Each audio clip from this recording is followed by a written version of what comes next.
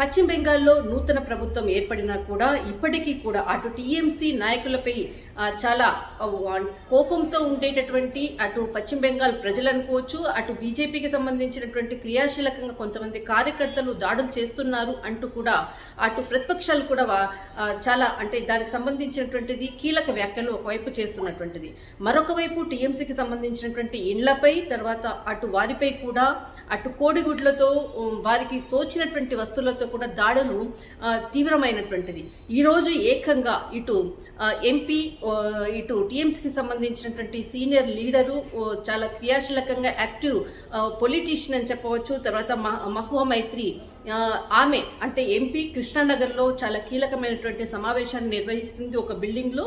దానికి సంబంధించినటువంటిది కింది నుంచి ఆ విండోకి కింది వైపు నుంచి కూడా కొంతమంది దాదాపు ఒక 50 మందికి పైగా కూడా అటు ఆమె పై ఎక్కడైతే సమావేశం జరుగుతున్నటువంటి కిటికీ గుండగా అటు గుడ్లను తర్వాత వంకాయలను అటు కిటికీ నుంచి కూడా విసిరేటటువంటి దృశ్యాలను ఆమె ఏకంగా ఫేస్బుక్ లైవ్ పెట్టి ఇటు డీజీపీ పశ్చిమ బెంగాల్కి సంబంధించినటువంటి డీజీపీ పోలీస్ చీఫ్ కూడా ఆమె రిక్వెస్ట్ చేస్తూ తర్వాత పోలీస్ బృందాలను కూడా ప్రస్తుతం ఉండేటటువంటి పశ్చిమ బెంగాల్లో ఏ విధమైనటువంటి సెక్యూరిటీ ఉంది, ప్రభుత్వం ఏ విధంగా సెక్యూరిటీ పరంగా అనుకోవచ్చు, ఇటు టీఎంసీ నాయకులపై జరుగుతున్నటువంటి దాడులను ప్రత్యక్షంగా చూయిస్తూ ఆమె చేసినటువంటి వీడియో క్షణాల్లో వైరల్ అయింది. దానికి సంబంధించింది 15 నిమిషాల్లోనే ఆ ప్రాంతంలో సిఆర్పిఎఫ్కి సంబంధించినటువంటి పోలీసులు కూడా రావడం జరిగింది, అటు రాష్ట్ర పోలీసులు కూడా రావడం జరిగింది.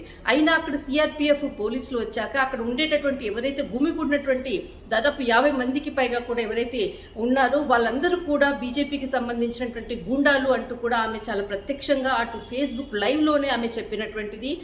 వారిని అక్కడ ఉండేటటువంటి సిఆర్పిఎఫ్ పోలీసులు కూడా చోద్యం చూస్తున్నారు, వాళ్ళని అక్కడి నుంచి వాళ్ళను పంపివ్వట్లేదు అంటూ కూడా మరొక కీలక వ్యాఖ్యలు చేసినటువంటిది.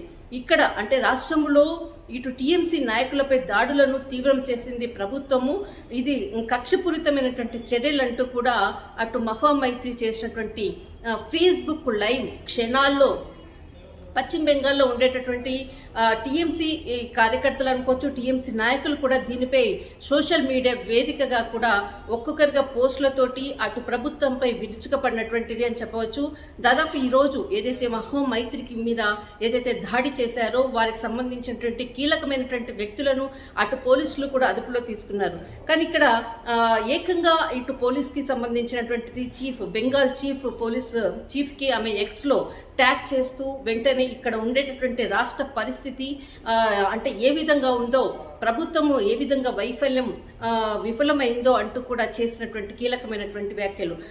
ఇటు కావాలనే రెచ్చగొట్టే విధంగా ప్రభుత్వమే చేయిస్తుంది అంటూ కూడా మరొకసారి ఇది కీలక వ్యాఖ్యలు చేసినటువంటిది.